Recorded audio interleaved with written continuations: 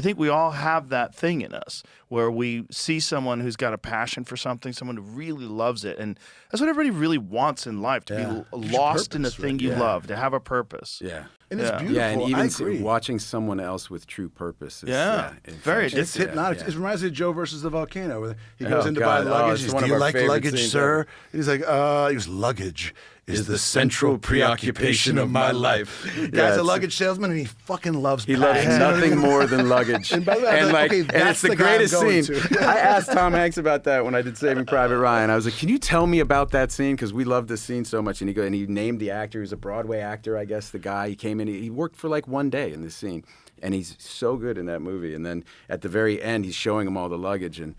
Tom Hanks has unlimited money to spend. He thinks he's dying, and so he basically goes like, "Well, what's the best luggage?" And he goes, "Well, if and he opens if I had the means, sir." And he opens up this thing, and there's this trunk, and it's like this music plays, and he opens it, and Tom Hanks is like, "I'll take 2 of them." And he goes, "May you live to be 1,000 years old." This is the greatest day of his life. Oh God, That's amazing. You guys have been in some fucking bangers, man. Saving Private Ryan, that opening film, The Storming of the Beach, Unbelievable. that might be the most realistic depiction of war that's ever been made. So I remember reading the script, and there was all this dialogue, all this stuff that was written. And I came late because I'm only he shot it chronologically, and I'm only in the last act of the movie, basically. And he told me on set, I was saying, how did it go at the beginning? I go, there's all that dialogue with them on the boat coming in, and Steven goes, he just goes, I cut all of that out. He goes, no talking for the first 27 minutes of this movie. Whoa. And that was when I was like, oh my God, this movie is going to be fucking unbelievable. Yeah, I think Tom says like, "I'll see you on the beach" or something. He screams, guys are puking. Look at the man next to you. Yeah, remember he's not going to live through it. That was the script, right? Remember that? Yeah. It was look at the man next to you. He won't live. He's gonna die. He's like 2 out of 3 of you are gonna die. So look to your left, look to your right, and feel bad for those 2 sons of bitches because they're not gonna make it. It was stuff like that. And Steven's just like, nope. No, Wow. No, these guys are puking. It's like the thing's up. You can just hear tick, tick, tick, tick, tick, tick, tick, tick, tick, tick, and it's just like, and then just boom, and you're into it. And also, they did this incredible, like cinema changing, open the shutter, all the way, the motion blur, skip the bleach process in developing the film. I don't, that look. And I don't know if they're going to 22 or 23 frames anywhere in there, maybe, but I just remember maybe it's just the open shutters, just pop, pop, pop, pop. But when you remember that? it just means that instead of like the motion blur is what makes something that like moves across the frame quickly. If you look at each frame, it's like a blurred thing, and when you roll those 24 frames, it gives you the illusion that it moves across fluidly. And if you basically open the shutter up so you get much more light, each frame takes a super sharp picture. And when you run those together, like the piece of dust goes...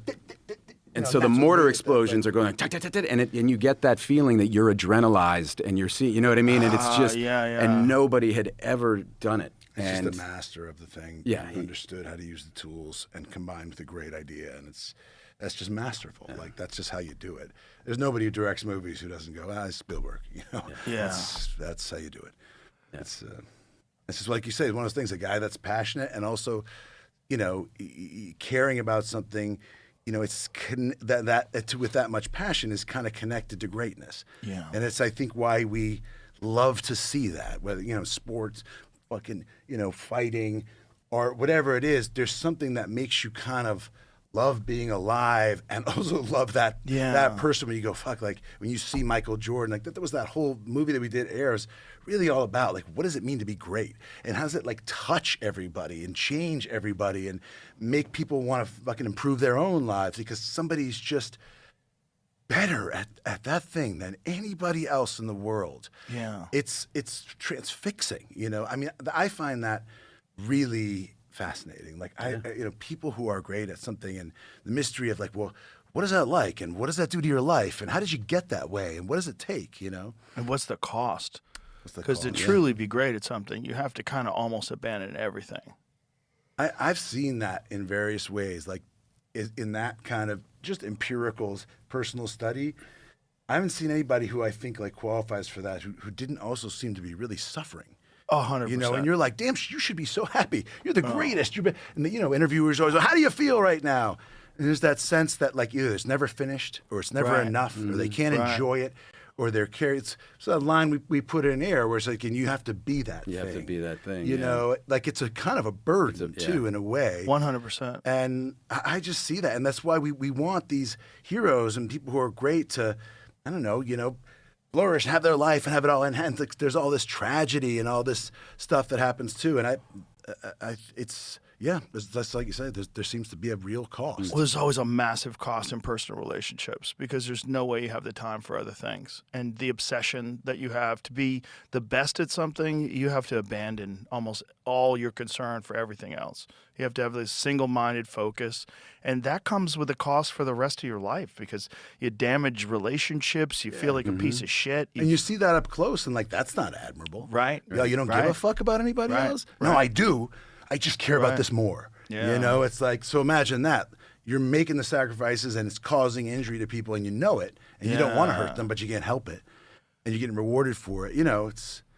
It's complicated. Yeah, it's crazy because you inspire all these people that don't know you and you ruin all your relationships. Right. That's right. Maybe that's why I say don't meet your heroes. Yeah, exactly. There's something to it, man. There really is. But it's just, we all grow from it. There's a fuel to watching greatness. There's a thing that hits you and lights you up. Yeah. Where you want to do more, you want to be better, you want to, whatever it is that you can do, whatever it is you do, you become more, whether it's a great game, a winning touchdown, whether it's a great film, Yeah, it a great inspires you. song. Yeah. It lights you up. And it's the fuel that we all live off of that consumes, that like we consume to make our culture move forward. Yeah. And there's like a sacrificial element to it, the people that do it, and we all feed off of it, And it feels like, well, that's the person that doesn't get enough out of it, Right. But in great film, I mean, how many lives have been changed by decisions made after great films? Like when I was a kid, I think I was like 7 or 8 or something when Rocky came out, and I saw it and immediately ran around the block. I've never run in my life. I was eating raw eggs. Right. I'm like, this is gonna change my life. Like there's things that happen when you see something truly great that it makes you want to be better as a human being. It makes you I wanna- remember where I was when I saw Denzel Washington play Malcolm X. Went to the movie theater, watched that movie, and I remember leaving. I was 19 or something, thinking, I want to be a better man.